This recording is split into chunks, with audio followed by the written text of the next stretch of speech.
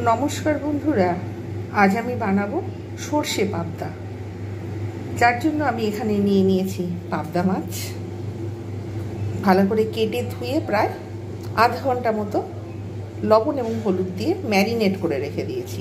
এখানে কাঁচা লঙ্কা কিছু চিড়ে নিয়েছি, এখানে মিক্সিতে পিষে নিয়েছি সর্ষে এবং কাঁচা লঙ্কা ঠিক পরিমাণ মতো নিয়ে নিয়েছি। এখানে নিয়ে নিয়েছি কালো জিরে ফোড়নের জন্য, আর এখানে নিয়েছি পরিমাণ মতো লবণ এবং হলুদ। ব্যাস এই সকল ইনগ্রিডিয়েন্টসগুলো দিয়ে হয়ে যাচ্ছে সর্ষে পাবদা। সাদা তেলে রান্না করব, তাই আমি কড়াতে সাদা তেল দিয়ে দিয়েছি, গরম হচ্ছে। এতে দিয়ে দেবো একটু লবণ, যাতে না মাছটা ভেঙে যায়, সেই জন্য।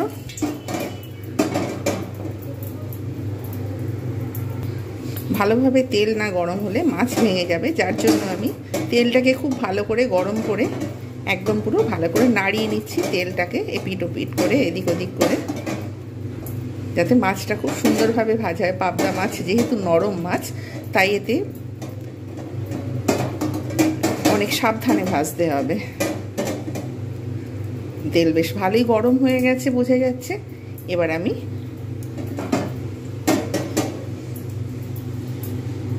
মাছটা দেব ঠিকই, কিন্তু দেখবো ঠিক ভালো মতো একটু চড়া গরম হতে হবে, না হলে কিন্তু হবে না। তারপর আঁচটা জোরে তোলা রয়েছে, তারপরে এবারে আমি আস্তে আস্তে এটা একটু কমিয়ে দেব। কেননা পাবদা মাছ যেহেতু ফাটে, আমার ব্যক্তিগত অভিজ্ঞতা থেকে বলছি, তেল চারিদিকে ছিটকে যাবে। তাই মাছটা যখন দেব তখন আমি আঁচটা একটু কমিয়ে রেখে দেবো। এইবার আমি আঁচটা কমিয়ে দিয়ে এবার আমি একটা একটা করে মাছ দিয়ে দেবো। জড়িয়ে যাওয়ার সম্ভাবনা থাকে, যার জন্য আমি সাবধানে একদম আঁচটা কিন্তু কমিয়ে দিয়েছি। শুরু হয়ে গেছে, মাছটা কিন্তু ভীষণভাবে ফাটে। এবার এক পিঠ হয়ে যাবে, তারপর আমি আরেক পিঠ ভেজে নেব।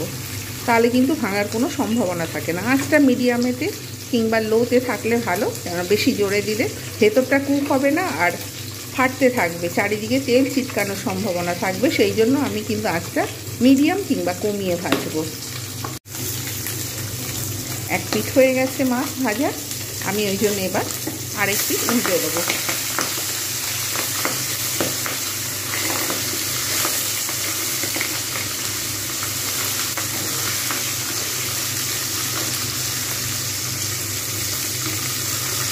নরম মাছ যেহেতু খুব সাবধানে ভাজতে হয়, তো একটু ভালো করে এই বাড়িতে না ভাজলে কেউ হালকা ভাজা কেউ পছন্দ করে না, যার জন্য আমাকে মাছটা সবসময় একটু ভালোভাবে ভাজতে হয়। আর একটু ভালোভাবে ভাজলে মাছের কিন্তু টেস্ট আরও দ্বিগুণ বেড়ে যায়। হয়তো উপকারিতা অনেকে বলবে, কিন্তু উপকারিতার কোনো ফারাক হয় না। সুন্দরভাবে ভেজে নেব এই পিঠটাও। মাছটাকে ঠিক এইরকম করে ভেজে নিয়েছি, একটু ভালোভাবে ভেজেছি। আরও যে কটা ছিল সেই কটা এর মধ্যে আরও দিয়ে দিলাম, এপিট ওপিট করে ভালোভাবে ভেজে নেব। এখানে যে সর্ষেটা রয়েছে আমি ওর মধ্যে আরেকটু জল মেশাবো, কেননা তলায় না হলে পুড়ে যাওয়ার সম্ভাবনা থাকবে। আমি বেশি করে ফ্রিজের মধ্যে একেবারে অনেকটা সর্ষে আমি কিন্তু মিক্সিতে পিষে রেখে দিই। রোজ রোজ বাটা তো আর সম্ভব নয়, মিক্সিতে পেষা সম্ভব নয়, যার জন্য আমি পিষে যে কোনো মশলা আমি একটু বেশি সবসময় তৈরি করে রেখে দিই। 2-3 দিন আমার যেন কাজ চলে যায়, ঠিক সেইভাবে। ব্যাস থিকনেসটা ঠিক এইরকম হয়েছে। এর সঙ্গে একটা দুটো কাঁচা লঙ্কাও মেশানো ছিল, তাই আমি ওই কটা কাঁচা লঙ্কা নিয়ে নিয়েছি। মাছটা ভাজা হচ্ছে, এক পিঠ খুব ভালোভাবে হয়ে যাবে, তারপর আমি আরেক পিঠ উল্টে দেবো। বারবার করে উল্টালে কিন্তু ভেঙে যাওয়ার সম্ভাবনা থাকে, যেহেতু এটা নরম মাছ, তাই আরেকটু হবে আরেক পিঠ। সুতরাং এগুলো আরেকটু হবে, তাই আমি আরও একটু অপেক্ষা করব। মাছগুলোকে আরেক পিঠ ভালো করে ভেজে নিলাম উল্টে দিয়ে। সেটা আর দেখানো হয়নি, প্রথমে যে তেলটা দিয়েছিলাম তাতেই কিন্তু ভাজা হয়ে গেছে। আঁচটা এবার কমিয়ে দিয়েছি, যাতে ভেতর থেকেও ভালোভাবে ভাজা হয়ে যায়।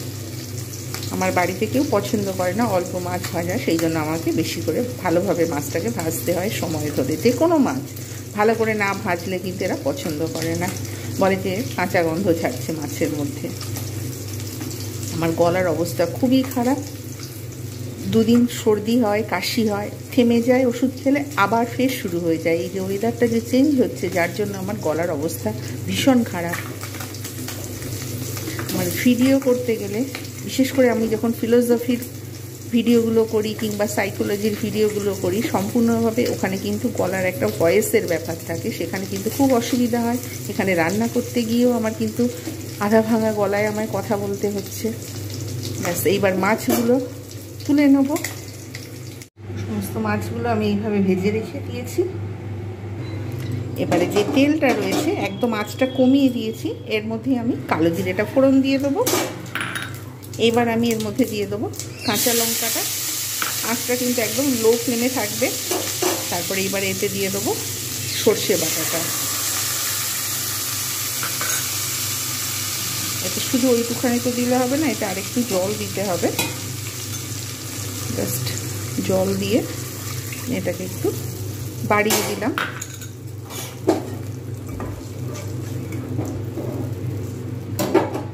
এখানে আমি কিন্তু গরম জলটা ব্যবহার করেছি। আঁচ কিন্তু একদম কম রয়েছে, যেহেতু শীতকাল তাই একটু গরম জল ব্যবহার করতে হয়। এর মধ্যে এবারে যে পরিমাণ মতো লবণ এবং হলুদটা রেখে দিয়েছিলাম, সেইটা পুরোটা আমি এর মধ্যে ঢেলে দেবো। আর এক্সট্রা কিচ্ছু লাগবে না। জাস্ট এবারে মাছগুলো দেবো, একটু জাস্ট ফুটিয়ে নেবো হালকা করে, তারপর ওটাকে তুলে নেব।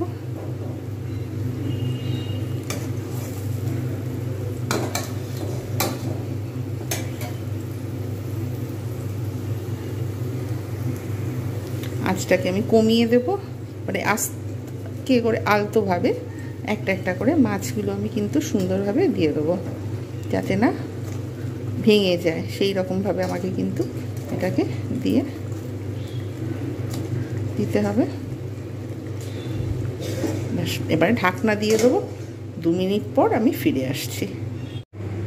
তৈরি হয়ে গেল সর্ষে পাবদা। এটা কিন্তু একমাত্র স্টিম রাইসের সঙ্গে বেশি ভালো লাগে। ভিডিওটা ভালো লাগলে অবশ্যই লাইক, কমেন্ট, শেয়ার এবং সাবস্ক্রাইব করতে ভুলবেন না। এটা আর একটু বড় একটা অন্য থালা টাইপের জায়গায় আমি যদি এটা সার্ভ করতে আরও ভালো হতো, কিন্তু যেহেতু আমি এখানে সার্ভ করে ফেলেছি আর চেঞ্জ করছি না। কেমন হয়েছে অবশ্যই জানাতে ভুলবেন না। যারা লাইক করছেন, কমেন্ট করছেন, সাবস্ক্রাইব করছেন, তাদের অসংখ্য ধন্যবাদ। যারা সাবস্ক্রাইব করেননি, লাইক করেননি, তারা অবশ্যই লাইক, কমেন্ট, শেয়ার এবং সাবস্ক্রাইব করুন। আমি আবার ফের নিত্য নতুন এরকম ভিডিও আনার চেষ্টা করব রান্নার। প্রত্যেকে ভালো থাকবেন, সুস্থ থাকবেন, নিজের দিকে খেয়াল রাখবেন। Bye bye and take care. Thank you এতক্ষণ থাকার জন্য আমার সঙ্গে।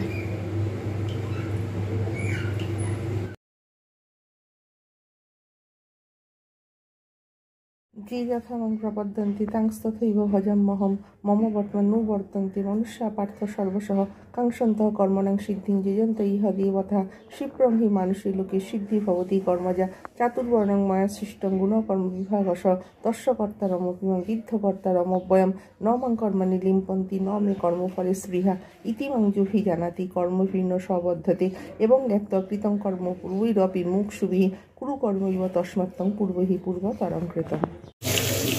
গাছটা এখানে বসানো রয়েছে, কি সুন্দর ফুল ফুটেছে। উচ্ছে গাছটা সে তো সুন্দরভাবে হচ্ছে। আর এই যে ফুল গাছ, রোদটা চলে গেছে, একটু আগে রোদ এসেছিল। আমার ফুল গাছ করার খুবই শখ, কিন্তু স্পেস খুবই কম, যার জন্য আমি এখানে রান্নাঘরের আমি জানলাতে বসিয়ে রেখে দিয়েছি। বসেছিল, একটু আমাকে দেখেই একটু বাইরে বেরিয়ে গেল। এতক্ষণ ভিতরে এসেছিল। পায়রা দুটো কত সন্ধে হয়ে যায়, সন্ধে মানে একদম চারিদিকে আলো জ্বলে যায়, তারপরে এরা বাসায় ফেরে। পাশেই এরা বাসায় থাকে, সারাদিনটা এখানে বসে থাকে। এইখানে এরা দুজন বসে রয়েছে। আমি বাথরুম পরিষ্কার করব, এরা শুধু নোংরা করবে, পায়খানা করবে। বাইরে থেকে সব যত রকম কুটি পাতা শুকনো সব এরা নিয়ে এসে বাথরুমটাকে নোংরা করে রেখে দেয় কত সন্ধে পর্যন্ত। এই রান্নাগুলো এইখানে।